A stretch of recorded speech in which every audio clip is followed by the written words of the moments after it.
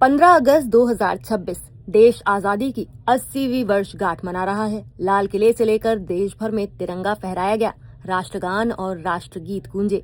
लेकिन इसी दिन दिल्ली स्थित कांग्रेस मुख्यालय का एक वीडियो राजनीतिक विवाद का केंद्र बन गया।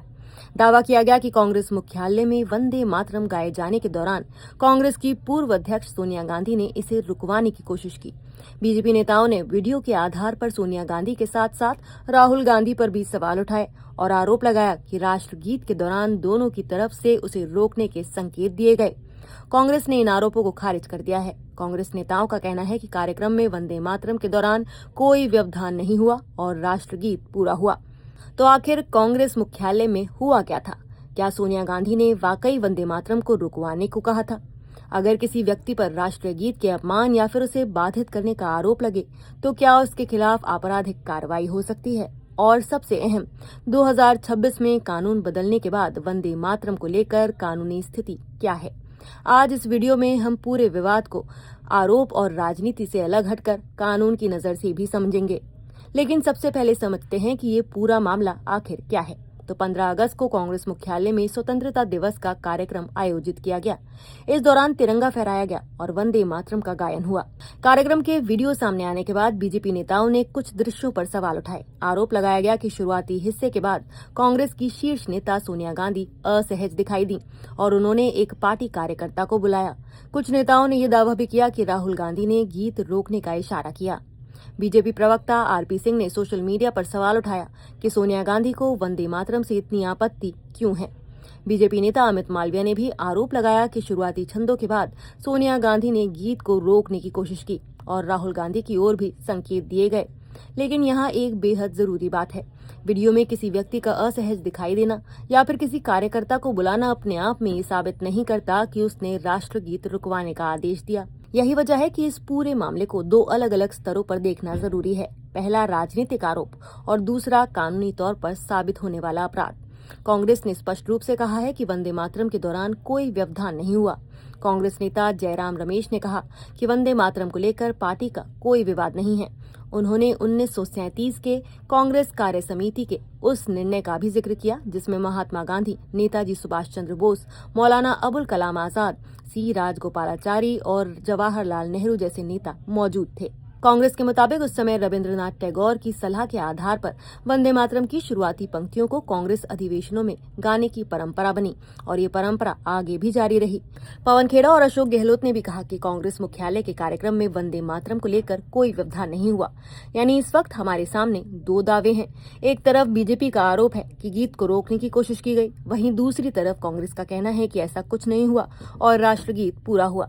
अब सवाल है कि कानून किस बात को अपराध मानता है और वंदे मातरम के 6 अंतरों का विवाद क्या है। इस विवाद को समझने के लिए 2026 में हुए एक अहम बदलाव को समझना जरूरी है। वंदे मातरम के 6 अंतरे हैं। लंबे समय से सार्वजनिक और औपचारिक कार्यक्रमों में आमतौर पर इसके शुरुआती 2 अंतरे ही गाए जाते रहे हैं, लेकिन जनवरी 2026 में गृह मंत्रालय ने वंदे मातरम को लेकर औपचारिक प्रोटोकॉल जारी किया। इसके तहत आधिकारिक कार्यक्रमों में 6 अंतरों वाले आधिकारिक संस्करण के गायन या वादन का प्रावधान किया गया। जब वंदे मातरम और राष्ट्रगान दोनों प्रस्तुत किए जाते हैं तो वंदे मातरम पहले होगा। आधिकारिक संस्करण की अवधि करीब 3 मिनट 10 सेकंड बताई गई है और ऐसे अवसरों पर मौजूद लोगों को सावधान की मुद्रा में खड़े रहने का प्रोटोकॉल भी निर्धारित किया गया है। आकाशवाणी ने भी मार्च 2026 से 6 अंतरों वाले पूरे संस्करण का प्रसारण शुरू किया, लेकिन यहाँ एक और अहम कानूनी फर्क है। गृह मंत्रालय का प्रोटोकॉल और आपराधिक कानून एक चीज नहीं है।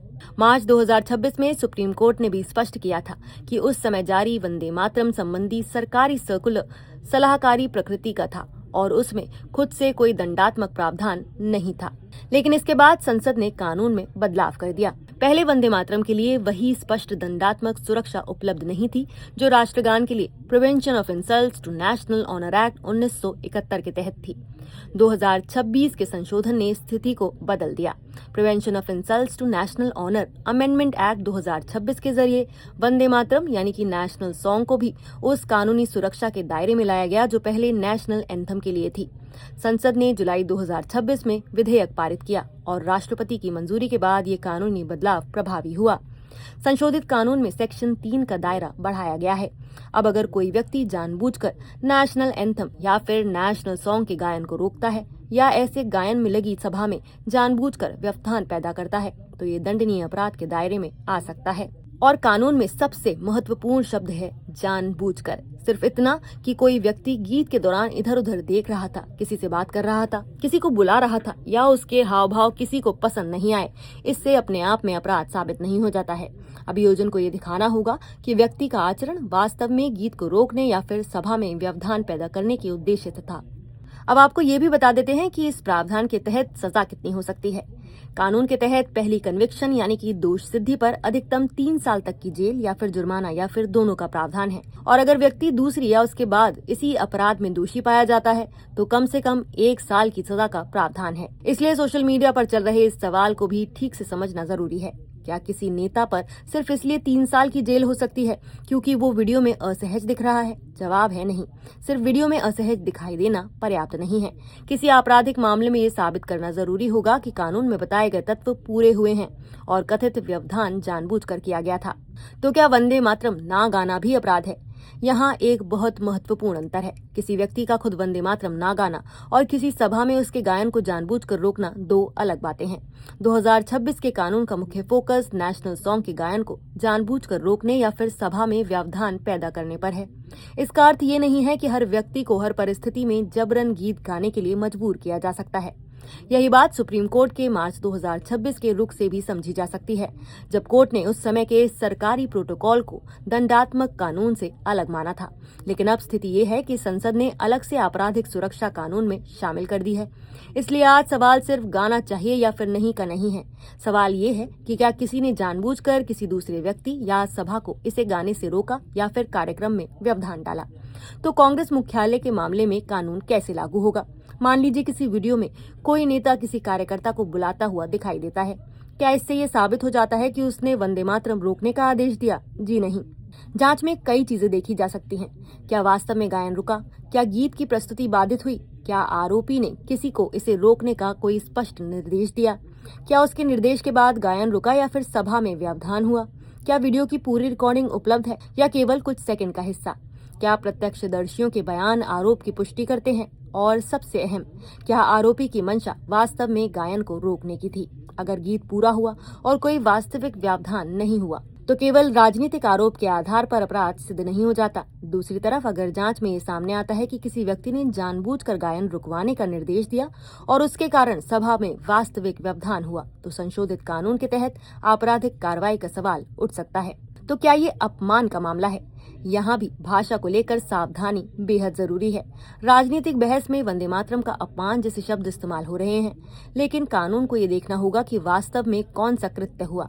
2026 का संशोधन मुख्य रूप से गायन को जानबूझकर रोकने या सभा में व्यवधान पैदा करने को अपराध के दायरे में लाता है। इसलिए हर ऐसा व्यवहार जिसे कोई व्यक्ति अनादर मानता है, जरूरी नहीं कि वो स्वतः सेक्शन 3 के तहत अपराध बन जाए। कानून और राजनीतिक नैरेटिव के बीच यही सबसे अहम अंतर है। वंदे मातरम का सम्मान और व्यक्तिगत स्वतंत्रता दोनों को कैसे देखें? भारत में राष्ट्रीय प्रतीकों के सम्मान की संवैधानिक और सामाजिक भावना बहुत अहम है। संविधान का आर्टिकल 51A हर नागरिक से संविधान, उसके आदर्शों और संस्थाओं, राष्ट्रीय ध्वज और राष्ट्रगान का सम्मान करने की अपेक्षा करता है। लेकिन किसी भी आपराधिक कानून को लागू करते समय ये भी देखना होगा कि जिस व्यक्ति पर आरोप लगाया जा रहा है उसके खिलाफ कानून के आवश्यक तत्व वास्तव में पूरे होते हैं या नहीं। यानी देशभक्ति का सवाल अलग है और आपराधिक जिम्मेदारी का सवाल अलग। किसी व्यक्ति का व्यवहार राजनीतिक रूप से गलत, असंवेदनशील या फिर विवादित माना जा सकता है, लेकिन उसे आपराधिक अपराध साबित करने के लिए कानून में निर्धारित कसौटी पूरी करनी होगी। अब सबसे बड़ा सवाल, क्या सोनिया गांधी के खिलाफ केस बनता है? इस समय उपलब्ध आरोपों और वीडियो के आधार पर सीधे ये कहना कि सोनिया गांधी ने अपराध किया है कानूनी रूप से जल्दबाजी होगी, क्योंकि आरोप है कि उन्होंने कथित तौर पर गीत रोकने को कहा, लेकिन कांग्रेस इससे इनकार कर रही है। ऐसे में पूरा वीडियो, कार्यक्रम की रिकॉर्डिंग, मौके पर मौजूद लोगों के बयान और कथित निर्देश की वास्तविक प्रकृति अहम होगी। और अगर जांच में ये साबित ही नहीं होता कि उन्होंने जानबूझकर वंदे मातरम को रोकने या फिर सभा में व्यवधान पैदा करने का प्रयास किया, तो सिर्फ राजनीतिक आरोप से आपराधिक दोष तय नहीं किया जा सकता। यही बात राहुल गांधी या फिर किसी अन्य कांग्रेस नेता पर लगाए गए आरोपों पर भी लागू होगी। तो इस पूरे विवाद को 3 लाइनों में समझिए। पहली, कांग्रेस मुख्यालय में 15 अगस्त को वंदे मातरम का कार्यक्रम हुआ और इसके वीडियो को लेकर बीजेपी ने सोनिया गांधी और राहुल गांधी पर गंभीर आरोप लगाए। दूसरी, कांग्रेस ने आरोपों को खारिज करते हुए कहा कि राष्ट्रगीत के दौरान कोई व्यवधान नहीं हुआ और वंदे मातरम को लेकर पार्टी का कोई विवाद नहीं था। और तीसरी, 2026 में कानून बदलने के बाद वंदे मातरम के गायन को जानबूझकर रोकना या उसके गायन में लगी सभा में जानबूझकर व्यवधान पैदा करना आपराधिक अपराध हो सकता है, जिसमें पहली कन्विक्शन पर 3 साल तक की जेल, जुर्माना या फिर दोनों का प्रावधान है। लेकिन कानून का इस्तेमाल आरोप के आधार पर नहीं, सबूत और निर्धारित कानूनी तत्वों के आधार पर होगा। इसलिए इस मामले में असली सवाल सिर्फ ये नहीं है कि वीडियो में कौन असहज दिखा। असली सवाल ये है कि क्या किसी ने जानबूझकर वंदे मातरम को रुकवाया या उसके गायन में वास्तविक व्यवधान पैदा किया। अगर इसका जवाब सबूतों से हाँ मिलता है तो 2026 का नया कानून अहम हो जाता है, और अगर इसका जवाब नहीं है तो ये विवाद राजनीतिक आरोप प्रत्यारोप तक ही सीमित रहेगा। यानी वंदे मातरम के सम्मान पर बहस अपनी जगह है, लेकिन किसी व्यक्ति को अपराधी ठहराने के लिए कानून की कसौटी अलग है।